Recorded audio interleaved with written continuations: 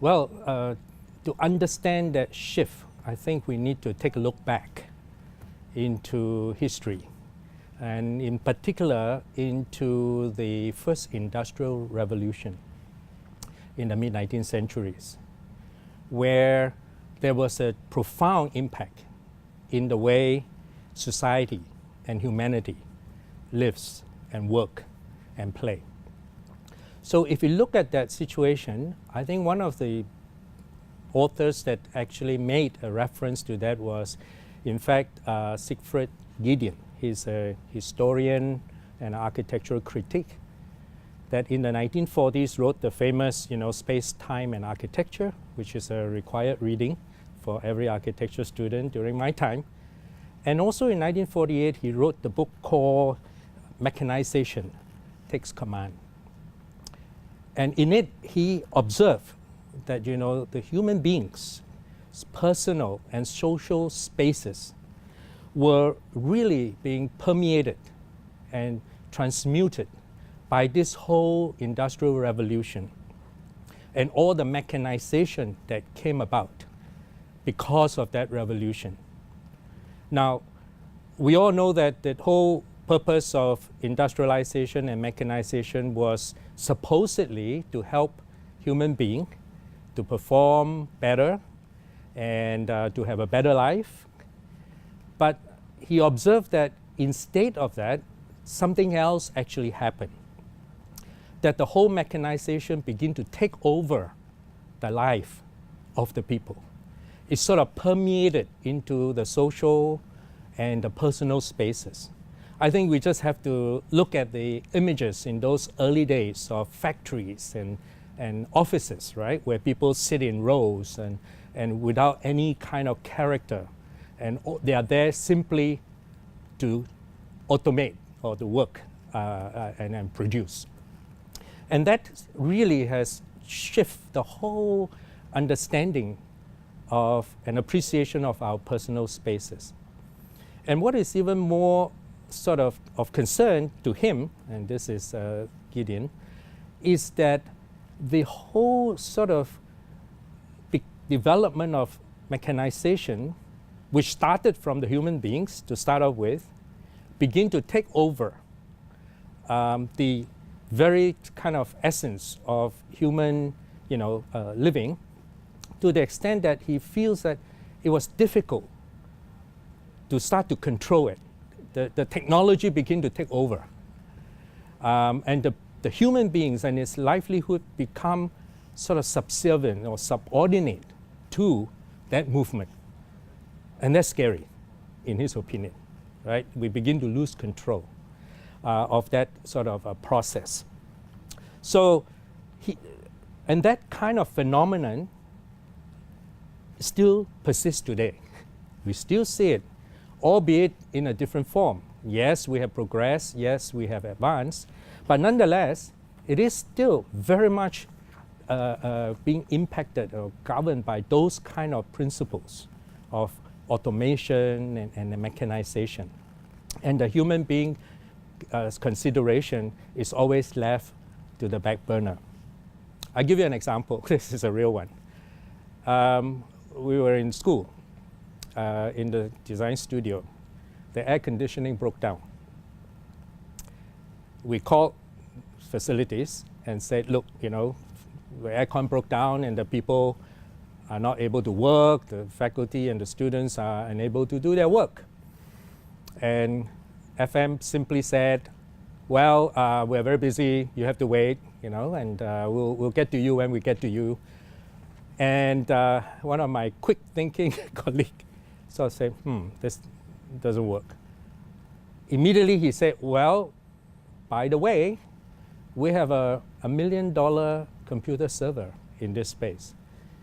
If you don't come fix this aircon, that $1 million computer is going to get damaged and you're going to be responsible for it.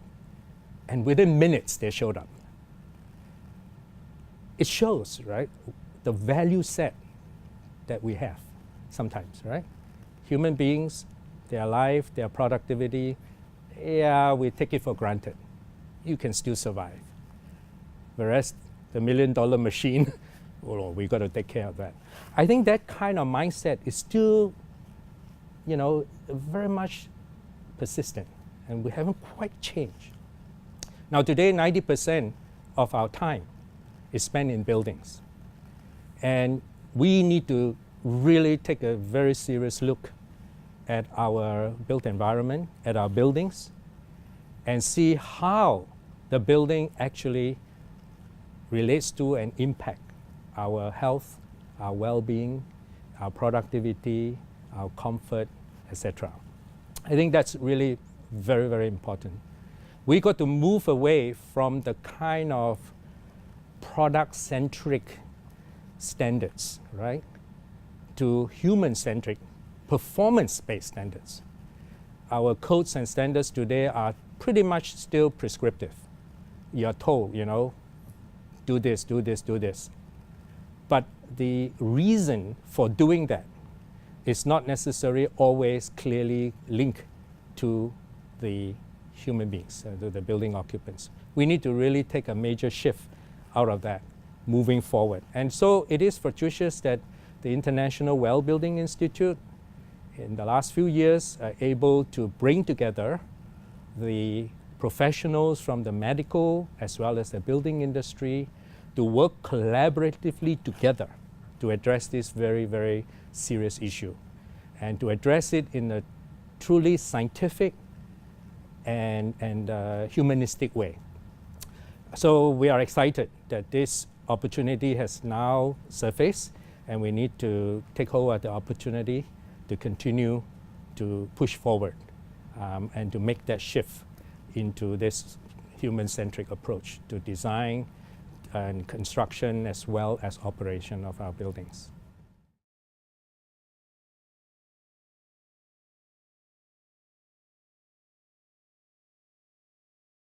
So first of all, let me try and caution this fallacious assumption that technologies are going to solve all our problems.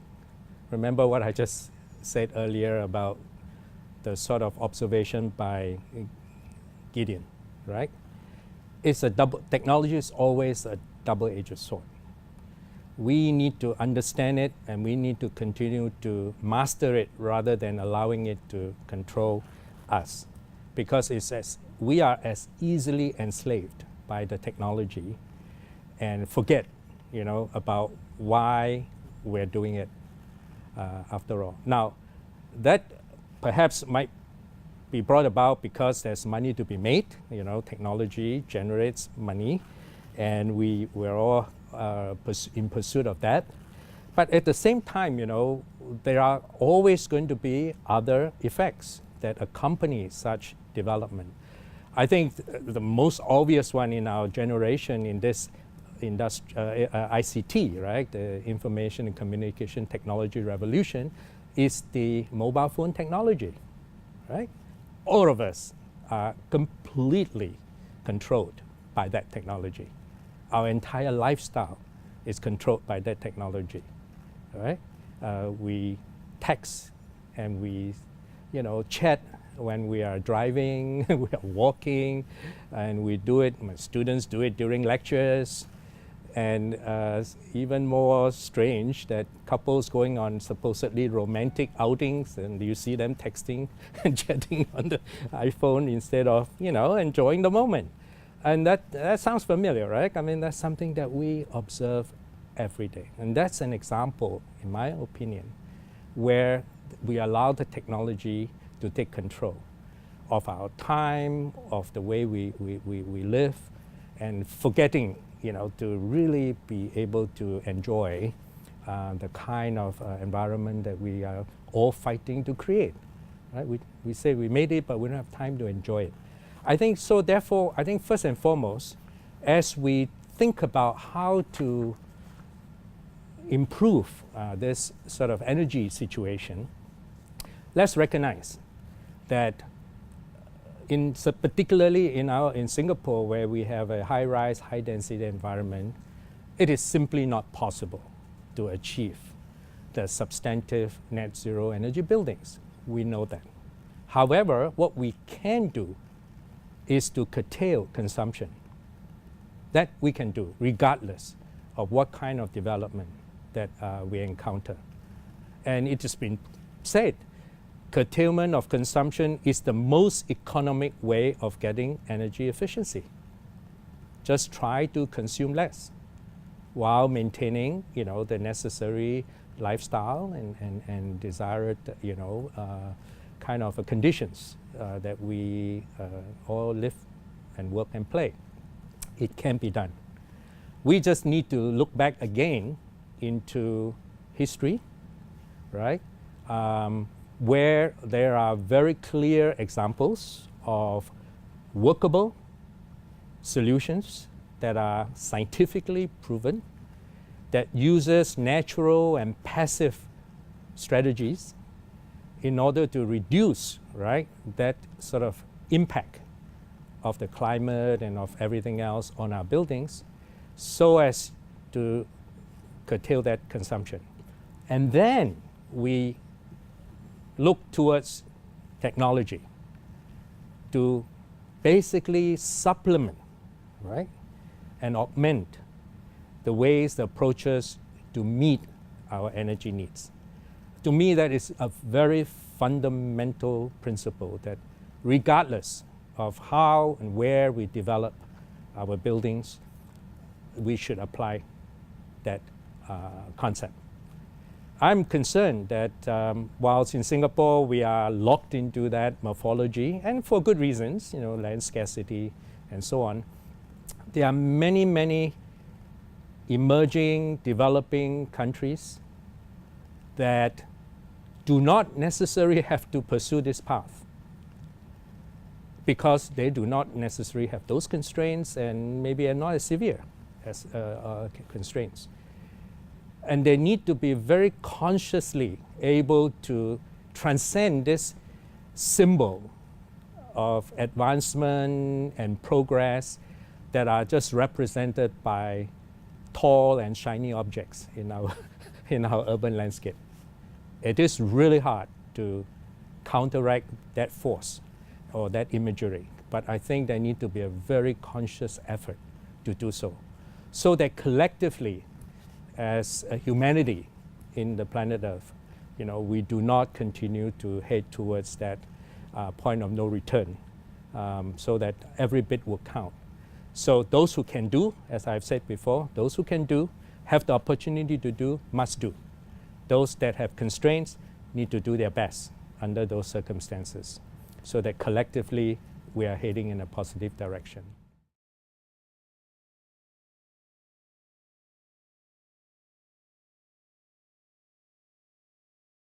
I think first of all, if we truly want to adopt the life cycle approach, we need to think not just in terms of the cradle to grave idea that has been propagated, but really to think in terms of cradle to cradle, okay? And if you were to ask me what is the one important, again, general principle that all of us need to be aware of and be better informed, it's really the appreciation and understanding of the basic laws of nature, right? And there are many of them in various forms. In the energetic world, it's the laws of thermodynamics. And one very important sort of common trait about these laws is that they are all systematically linked. They are not isolated, components. The laws have to address the systemic relationship amongst many, many components of nature. So we need to understand that, and we need to continuously be reminded that everything we do has that connection, whether we know it or not. Some we know very well because it's well documented, well researched, whilst others are still being researched and still being discovered. But we need to be really mindful of that system-wide kind of connectivity in those laws. so that as we approach the kind of notion of life cycle, operation, and maintenance, that those principles will continue to propagate from design to construction to operation.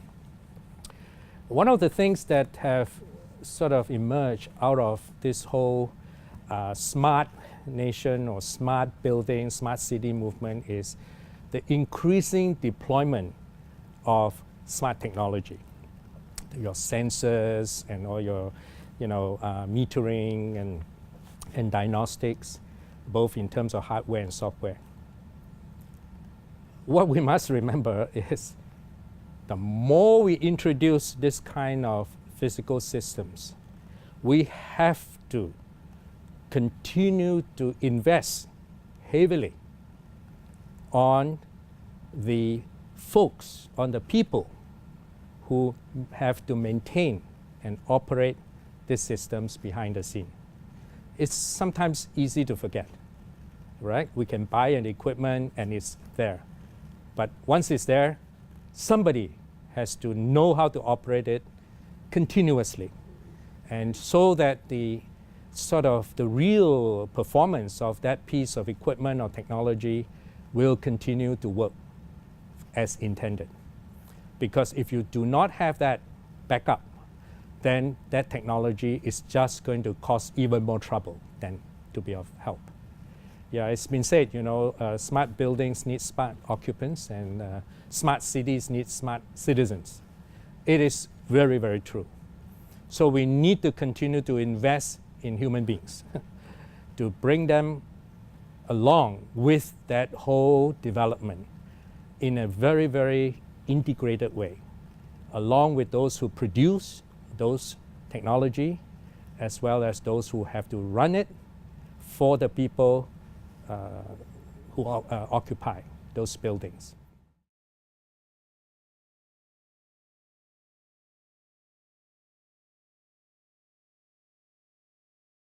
In short, absolutely yes. I cannot imagine anybody will argue against that desire. You see, buildings are part and parcel of the city, so they should share the same goals and the same aspirations. They should not be dealt with separately. And it is in the early years of the green building movement, where buildings are simply looked at from the building perspective, there were all these early challenges. How to sell this whole idea of green, sustainable buildings. So in those formative years, it was very challenging trying to convince developers, right, and the stakeholders this is all worth it. But we've come a long way. I think today we see the fruits of that, that it is now being well accepted. Those who have engaged in it has truly experienced and reap the benefits. It's been reported, right? Green buildings do fetch higher rental value, and they do fetch higher sale value. But I think, in my mind, even more important is that companies who are occupying those green buildings have also reported that they are able to attract and retain talents to work for them when they are in those kind of environmentally friendly and sustainable kind of circumstance. Young people, young graduates, young talents are very sensitized to this need now. So it's a good thing to continue to push this. Here in Singapore, I think the government agency like BCA have done an incredible job to promote this green building, and it's continuously moving in the upward trajectory, and that's great. However, if we want to now bring in this other criteria or rating standard or parameters of social, civic, and ecological, and so on and so forth, certainly it's not just the job of one agency. It has to engage an integrated approach of all the different ministries that deal with the entire nation and deal with the entire people, people in the nation, to work very, very closely together in order to establish what those parameters are and how to assess and evaluate them. A lot of R&D is needed, cross-disciplinary R&D needed, because we need to, first of all, understand really what those things are in very tangible terms, in relation to the people, always, and then begin to create opportunities of economic value proposition. Then I think we will have a chance of making that theory into real-world application. So lots of work to be done.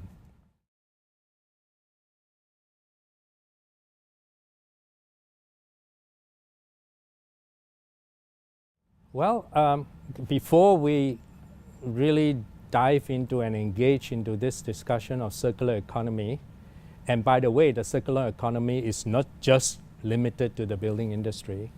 It affects all the connectivity that I talked about through the laws of nature earlier. That's the starting point, all right? Continue to get a really cross and broad-based understanding of all the constituent elements that put together our economy, right? That affects and contribute to the economy. And then begin to think about this whole relationship, this systemic relationship. That's really the very first step that we need to do. You know, our building industry itself is well known to be one that is extremely fragmented. I've spent 30 years of my career teaching, researching, doing demonstrative buildings to address this issue. We've made certain inroads, and we've seen certain glimpses of hope through examples that we have done, but a lot more needs to be done. You know, the traditional silos in our education system and in the way we conduct our business, the whole business model that sort of governs our building industry is one that segregates and fragmentizes. We need to find a really new business model to address this issue of circular economy. Not easy. Again, a lot of work needs to be done, research, development needs to be done, and bringing all the stakeholders together to really flesh out what are those parameters, what are the cost implications, how can we begin to shift and optimize them for the greater good. Then we can begin to structure a system, starting from the building industry first, so that going back to the whole life cycle idea from design all the way to operation. And then we can then connect with the other sectors in a kind of a level playing field way.